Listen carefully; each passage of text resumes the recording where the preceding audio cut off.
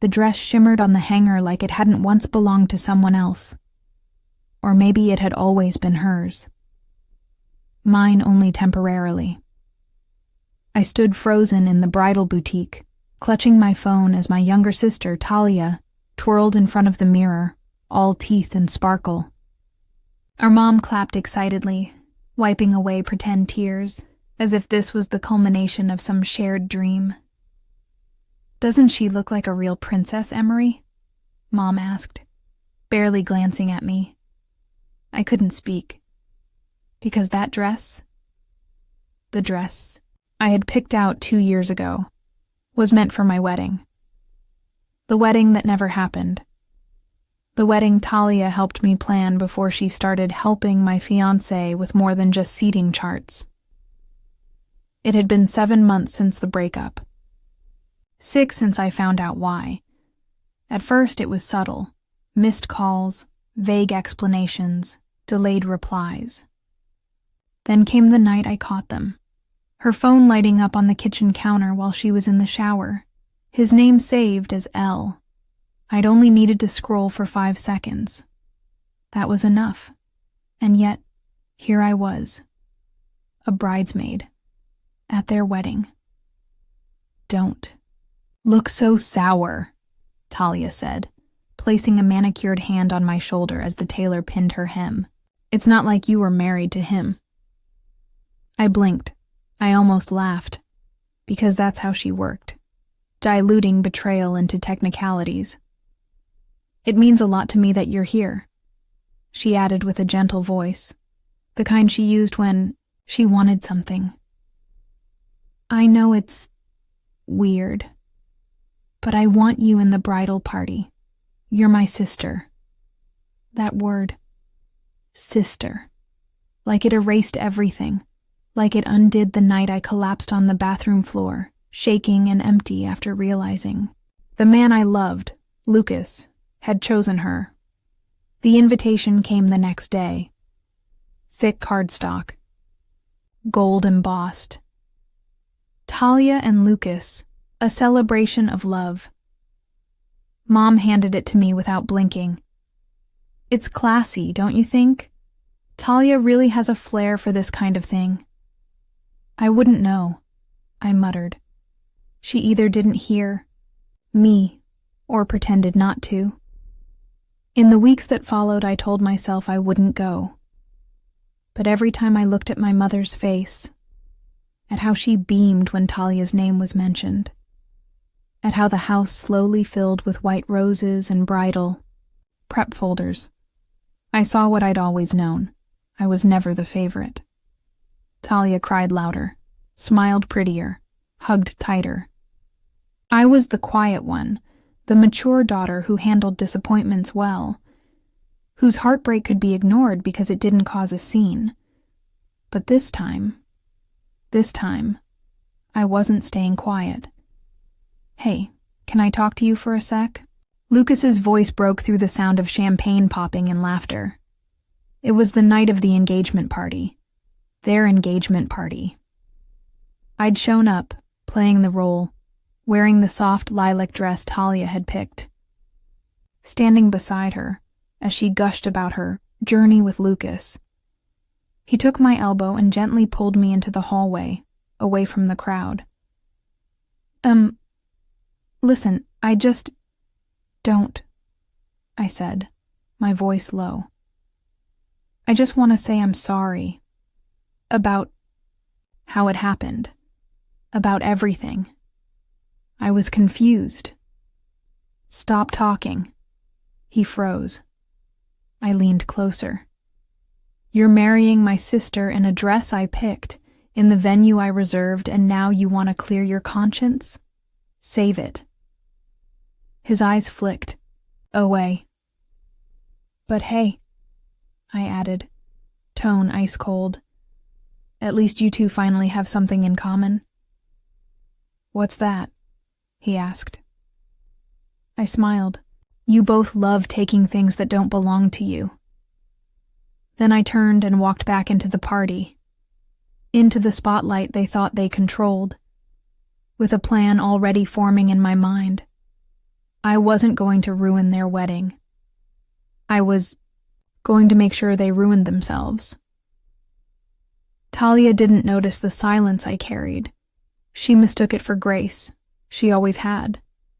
To her, I was the safe one. The one who swallowed pain with a tight smile and carried other people's joy like it didn't burn. The kind of woman people forgot until they needed her. And now she needed me. To stand behind her like a prop, holding her veil, fixing her, bouquet, smiling like the blade in my back hadn't been twisted by her own hands. 2 weeks before the wedding, she invited me to her apartment for a bridesmaid catch-up night. The apartment I once helped her decorate. I arrived to find wine glasses already poured and Pinterest boards spread across the table. Lucas wasn't there, but his cologne lingered on the throw pillow. "You're so good at organizing, Em. That's why I need you. You're the glue," Talia said sweetly, handing me a clipboard and flashing a grin.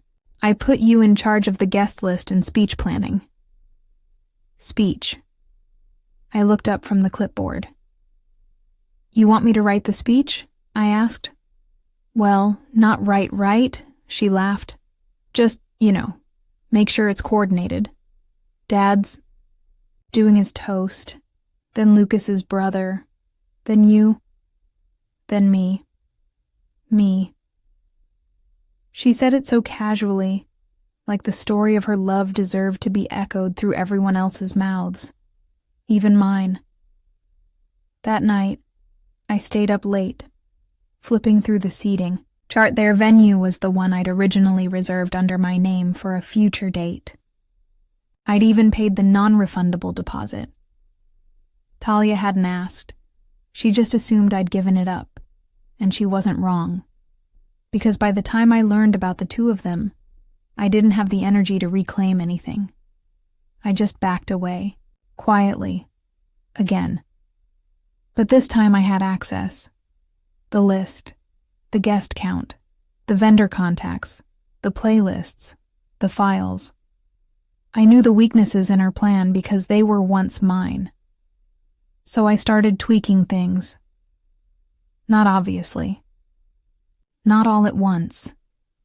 Just small, invisible adjustments. I changed the table placement order, putting her least favorite aunt beside the vegan caterer she hated. I switched her bouquet request to include peonies, which she was allergic to but had always insisted were elegant. I confirmed the photographer but accidentally sent the wrong ceremony time. And the playlist? Let's just say the moment she walks down the aisle, a very specific song will be playing, Yellow by Coldplay. Their song. Our song. A week before the wedding, I met Lucas in a hallway again, this time at our parents' house. He was carrying a box of place cards. "Em," he said again, same tone. Like we were friends. Like time had made anything less raw. "You shouldn't call me that anymore," I said, not looking up. "Why are you even doing this?" he asked. "Why are you still helping?" I paused, then smiled. "Because she asked me to," I said. "And I'm a good sister." He frowned, sensing something, but unsure what. He never could read silence well. Talia sent me a video of the rehearsal venue later that night. "Can you believe it's finally happening? I feel like a queen," she said in a voice note. "I know it was messy before, but I'm so glad you stayed. I mean it, Em." She always meant it in the moment. That was her gift. To betray you and still sound like a hero. But she wasn't the only one with gifts. Because what I lacked in spotlight, I made up for in precision. 2 days to go, and the cracks were forming. Small, hairline fractures beneath the glass of her perfect day. Her florist texted me, confused about the petal color change. The DJ was double-checking whether yellow was still the walk-down track. Her hairstylist messaged me, asking why the schedule had been moved up by 90 minutes. I answered calmly, warmly, supportively. And every time I hung up, I smiled, not with revenge, but with peace, because I wasn't taking anything away. I was just giving her exactly what she gave me, a version of a dream that didn't belong to her. The rehearsal began under soft sunlight and fake laughter. Talia stood in the center of the vineyard courtyard, veil clipped back, holding Lucas's hand like it hadn't once held my bouquet as I sobbed beside her. Their planner barked cheerful instructions about where to stand, where to pause, how to smile. I stayed near the back, watching. Silent, holding the clipboard, Talia trusted me with every vendor contact, every schedule, every fallback plan printed, in my handwriting. She had no idea how much power she'd handed over. "Okay, let's do one more walkthrough of the procession," the planner chirped. "Bridesmaids, line up, please." I stepped into place, third in line, just behind Ivy, her college roommate, and ahead of Kelly, her gym bestie. Ivy turned and whispered, "You're so strong for being here." Seriously, I couldn't do it. I just smiled, because people loved telling me that. How strong I was. How mature it was of me to stand beside my ex and my sister on their big day, like my heart hadn't been ripped in half and regifted with lace and a diamond. But they didn't see the strength it took to stay still while planning the slowest unraveling they'd ever seen. "Emery, can I steal you for a sec?" Talia called, motioning me away from the group. We walked down the gravel path toward the side garden. The sun glinted off her engagement ring like a mirror daring me to flinch. "I just wanted to say thank you," she began, voice saccharine. I nodded. "I know I've said it before, but seriously, this wedding is only coming together because of you. I don't think Mom or anyone else understands how much you've done." I didn't respond. I know things were complicated with Lucas, and if I could go back, I'd change how it happened. I looked at her. But not that it happened. Her smile faltered, but she recovered. "We can't control who we love." I tilted my head. "We can control who we hurt." She blinked. "Are you okay?" "I'm fine, Talia," I said with a small laugh. "You're the bride. This is your weekend." That seemed to satisfy her. Later that evening, we gathered for the rehearsal dinner. Long farm tables under hanging lights, catered plates of roasted salmon, and champagne flutes passed around like confetti. I was seated at the far end, not at the head table with the bride and groom, even though I was family, even though I was helping run this entire circus. No, that seat had been given to Talia's influencer friend, the one who once called me off-brand. But that was fine, because I didn't need a spotlight. I had something better. Access. As everyone toasted to new beginnings and unexpected love, I slipped away to the back where the planner's binder had been left near the DJ setup. I copied a number, one vendor name, and I made a quick call while pretending to be Talia. "I'm so sorry, we need to swap the reception photo booth for the original version, not the upgraded one. Can you confirm that for me?" "Yes." No sparkles. "Yes." Plain. "Thank you so much." Then, I emailed the caterer, updated Talia's preferences to say she'd developed a garlic allergy.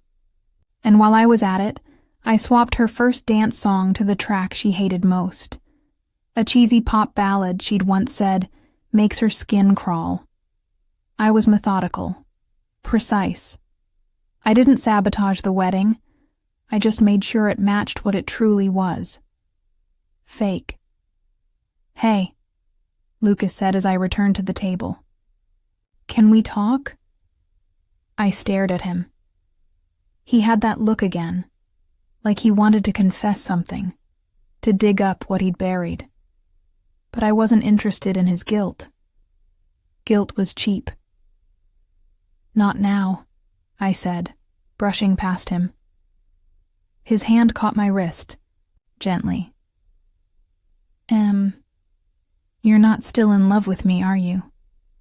The gall, the audacity, the delusion. I leaned in close, my voice calm. "Lucas, I'm not here because I want you back." He blinked. "Then why—" "I'm here," I said, pulling my arm free, "to make sure you remember me every time you think about what went wrong."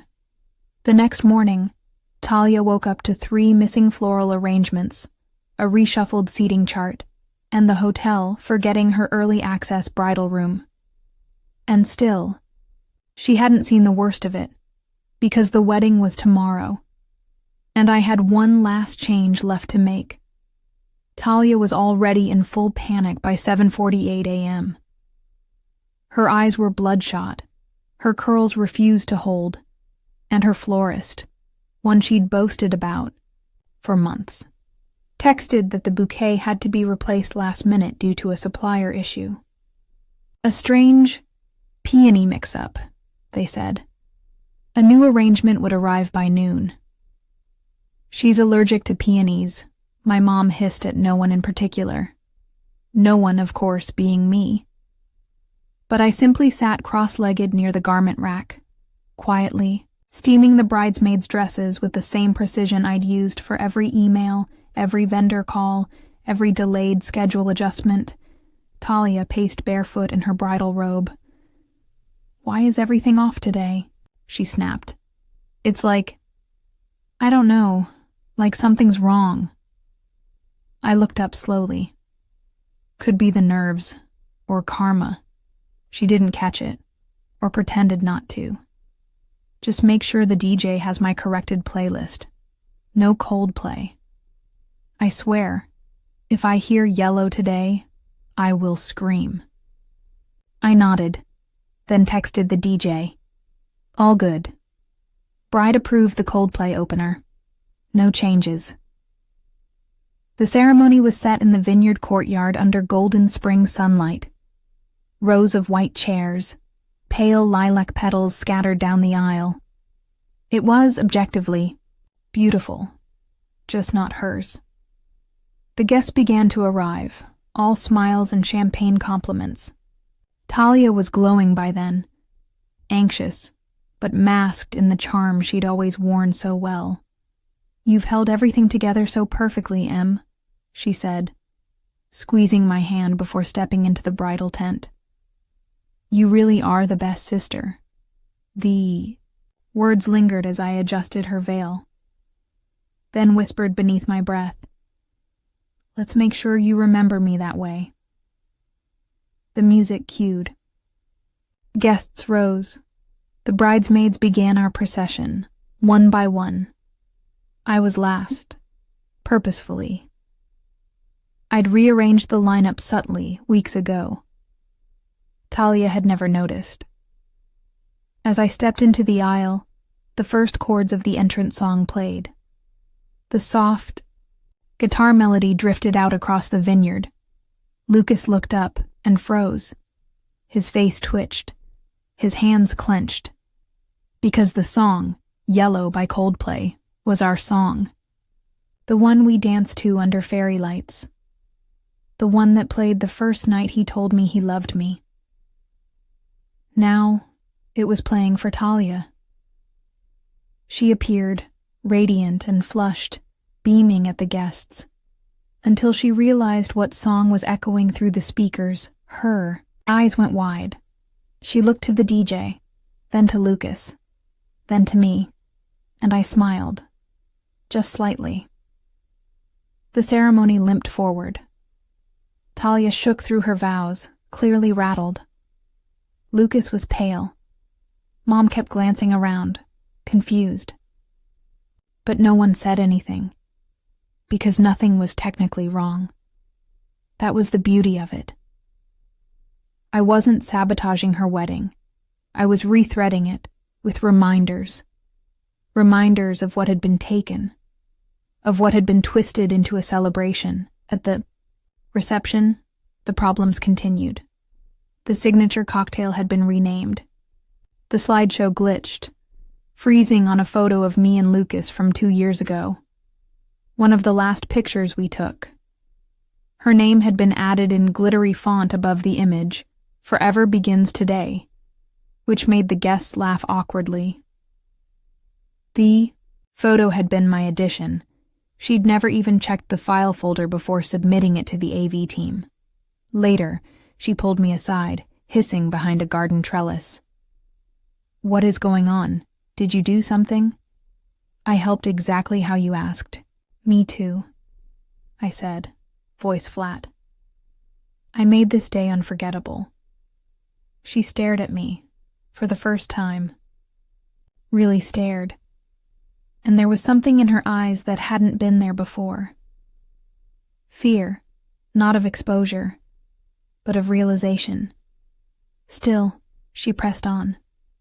The dinner, the first dance. Then came the toasts. Dad gave his speech. Lucas's brother followed with a tipsy, awkward joke. Then they handed me the microphone. I stood slowly. The entire vineyard hushed. I stepped up, adjusted the mic, and looked at the crowd. Then looked at her. "I wasn't sure what to say today," I began, voice clear. Because, truthfully, I never imagined being part of this wedding. Not like this. A ripple moved through the guests. Talia stiffened. Lucas's jaw tensed. But then I remembered something. I continued. Love is never perfect.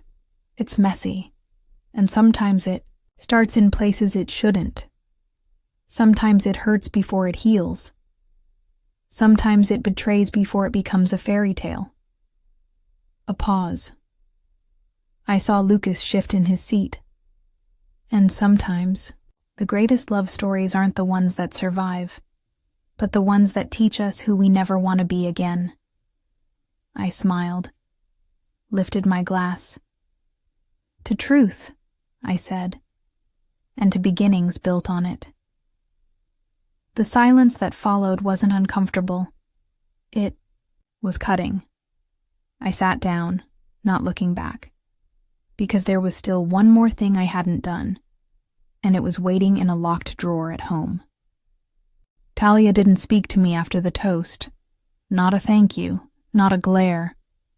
Just a glazed look of performance as she posed with guests, cut the cake, and danced to a song she didn't request, because the one she wanted had somehow been accidentally replaced by the pop track she'd sworn she loathed. I watched from the edge of the dance floor, sipping from a glass of flat champagne. Lucas barely danced. He stood at the bar, drinking in tight sips, scanning the room like it wasn't quite real. By midnight, half the guests had left. By 1, the rest had stopped pretending it was a fairy tale. And by 2, the night ended not with fireworks, but with silence. The next morning, I woke early. I hadn't even unpacked my overnight bag. I drove home, changed into jeans, and walked straight to the drawer in my old desk. The lock popped open with a key I hadn't used in months. Inside, a flash drive labeled in blue ink, the timeline. Talia had always prided herself on her version of the truth, polished, prettified, never quite complete. But I had mine too. Screenshots, emails, time-stamped photos, chat logs from the weeks before she claimed she accidentally fell for Lucas, messages, between the two of them, while Lucas and I were still engaged. Photos she sent him from my room, while I was out running errands. Even a video, one where she joked about needing to borrow him for a bit. I had kept everything, not because I needed revenge then, but because I knew one day they might try to rewrite it, and I had grown too tired of being erased. I started with an anonymous email to her job. She worked in PR. Reputation mattered more than breath. I didn't say much, just enough to suggest there were screenshots circulating online from an old affair, one involving her sister's fiancé. Then I sent a copy of the flash drive contents to a local wedding gossip account, one that loved drama among upper-middle-class families. I knew the admin, an old classmate who hated Talia from high school. I didn't attach names, just blurred snippets, initials, and the story caption. When the bride steals her sister's fiancé and makes her bridesmaid smile through it. It spread like wildfire. By evening, I got a call from my mother. "What did you do?" she snapped. I didn't pretend. I made sure no one forgot what really happened. "She's devastated." She wasn't devastated when she let me cry alone on the bathroom floor. "You've humiliated this family." "No, Mom," I said coldly. "She did that. I just stopped cleaning up her mess." She hung up, and I didn't cry. For the first time in a long time, I didn't feel like the outsider in my own story. I felt seen. Talia tried to reach out 2 days later. Her messages came in like waves, first angry, then desperate. "You're ruining my life." "It wasn't how you think it was. We were just friends at first." "Why would you do this?" I didn't respond. Not yet, because I wasn't done. Lucas called next. Blocked. Then, finally, a knock at my door. It was her. No makeup. No curled hair. Just bare skin, red eyes, and a tremble in her voice. "Can we talk?" she asked softly. I stepped aside and let her in. She looked around the small apartment she once called basic. It was clean, quiet, my space. She sat on the edge of the couch. "I know I deserve everything," she whispered, "but I didn't think you'd actually destroy me." I tilted my head. "Destroy you?" I repeated. "I gave you a wedding, Talia. I showed up. I played the part. But you wanted more. You wanted to be forgiven before you even said sorry." She flinched. "I just didn't want to lose you." "But you didn't want to keep me either," I said. "You wanted me quiet, useful, disposable." Silence stretched between us. Then she whispered, "Are you going to tell everyone everything?" I leaned back in my chair. "No," I said. Her eyes darted up. "But I'm not going to lie for you anymore. Not to Mom, not to our friends, not to the world." She nodded slowly, like she finally understood what it meant to lose someone without a funeral. As she left, I stood by the window and watched her get in her car, and I thought, not about the wedding, or Lucas, or the dress that should have been mine. I thought about all the years I let myself be the background to her spotlight, and how quiet revenge didn't always look like flames. Sometimes it looked like freedom. 3 days after the wedding, Talia's workplace quietly removed her from the website. No post, no farewell. Just gone. I found out from Ivy, her old roommate, who messaged me late that night.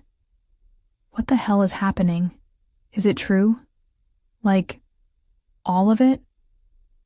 I didn't answer directly. I just sent a single photo. The final screenshot of Talia texting Lucas. From my number, pretending to be me, asking if he still had doubts about our engagement. The date stamp was brutal. 2 weeks before they told me anything had happened, Ivy read it, then left me on typing for 10 minutes. Finally. Okay. Damn. I'm sorry I ever believed her. By the end of the week, the wedding gossip page had posted a blurry video of the toast. Not mine, Talia's, the one she gave after mine, where her voice cracked mid-sentence and she stammered something about real love not needing to be justified. The comments underneath were merciless. Sis cheated and still cried victim. Who invites their sister to watch her get married to her ex? This can't be real. That bridesmaid speech was ice. Emery walked so karma could run. My name wasn't tagged, but people knew. The story was viral in its anonymity. I didn't care about fame. I didn't want to be the face of poetic justice. But for once, the silence worked for me. Meanwhile, Lucas reached out again, this time, in person. He waited by the cafe where I worked part-time, leaning against the brick wall like a man who still thought his smile fixed things. I just want to talk, he said. I stepped outside, arms crossed. I read everything, he said. The screenshots, the dates. I didn't know she was pretending to be you, that she was using you to sabotage what we had. I stared at him. That's what you're here to say? I asked. That you were manipulated? I mean, yes, he said, uncertain now. I didn't mean for any of this to happen. Lucas, I said slowly, I watched you fall in love with my sister from our dinner table. I watched you lie to my face, then walk down an aisle with her like none of it mattered. And you're telling me you didn't mean it? His jaw tensed. You let her wear my dress, I added, voice tight. You let her erase me. He blinked. She said, you'd moved on, that you were fine, that you were seeing someone else. I almost laughed.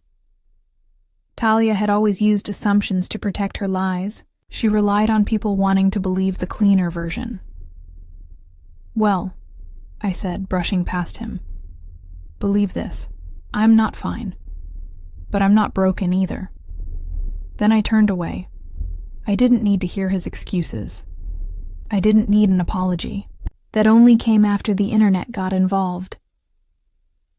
At home, I lit a candle, opened my laptop, checked the status of the venue deposit from 2 years ago, and smiled. Because there it was, still in my name.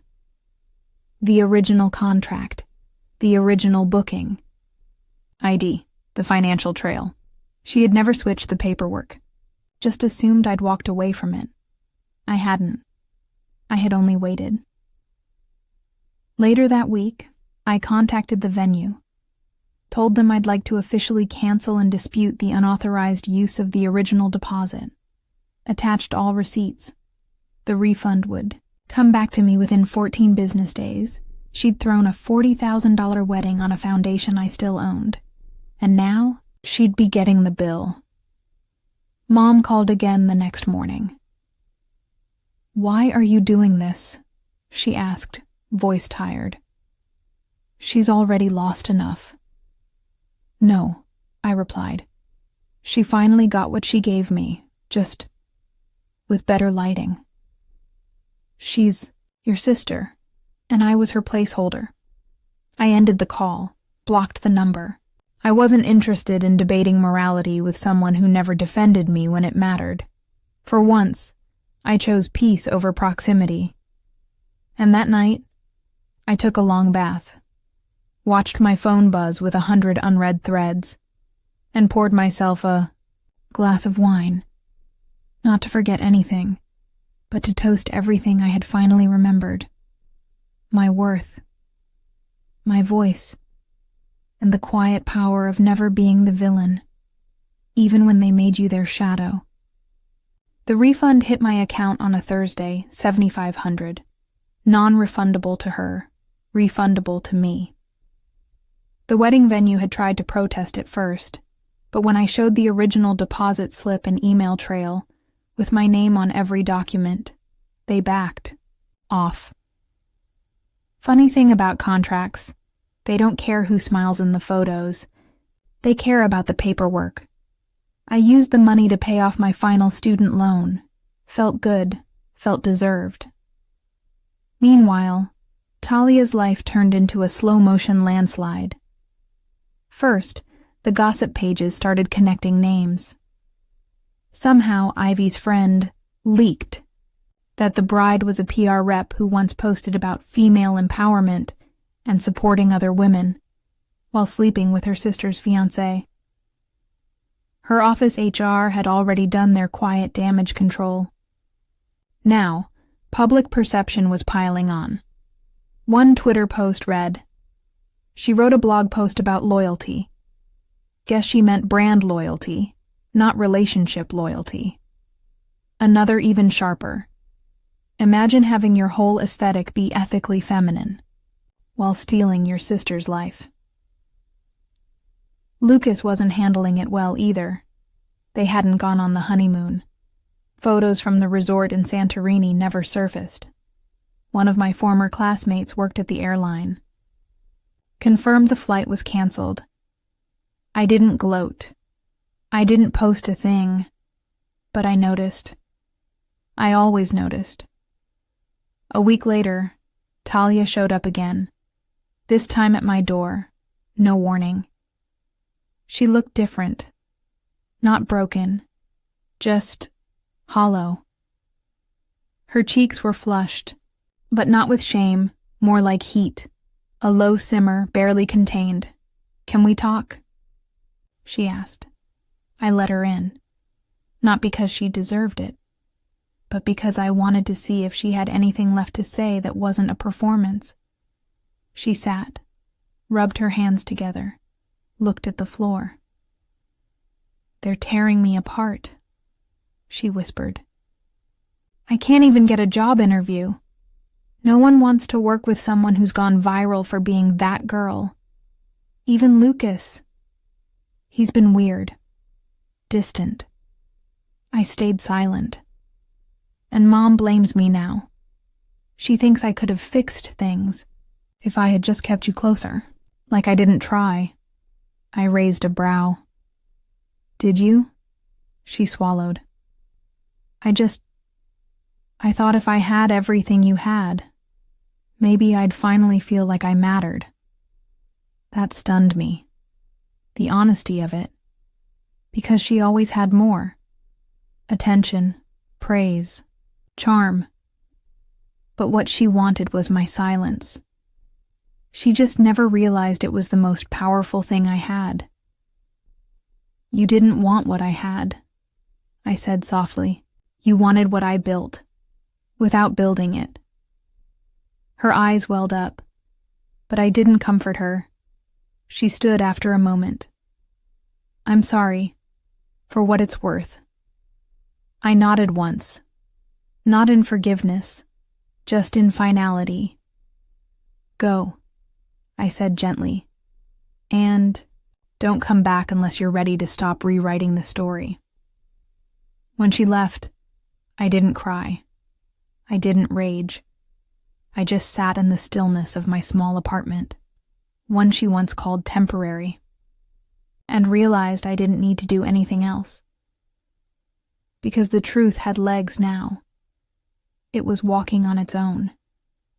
And wherever it went next, it would whisper the same name. Emery. The sister who stood smiling at a wedding she was never meant to attend. The girl they thought they could erase quietly, the woman they would now never forget. It had been 3 months since the wedding, since the toast, since the story of the sister who wore my dress, married my ex, and expected me to clap, quietly went viral without ever using names. The world had moved on, but I hadn't. Not from the pain, but from needing to explain it. Talia never came back. Her Instagram went dark. Last I heard, she'd moved back in with Mom temporarily, saying she needed time to heal. Lucas? Rumor said they were on a break. I didn't care enough to confirm, because while they unraveled each other, I was busy stitching something. Back together. Myself. The flash drive, the one that held every piece of truth I'd collected, was no longer in the drawer. I didn't need it anymore. I burned it. One cold morning, just as the first hints of autumn curled through the air, watched the flame lick each screenshot, each time-stamped betrayal, not because I wanted to forget, but because the lesson had already been carved into my spine. You don't need to prove betrayal to heal from it. You only need to survive it long enough to stop needing justice from the people who'll never give it. I started writing again. Not texts, not emails. Not statements, essays, columns, quiet stories with sharp edges and soft truths.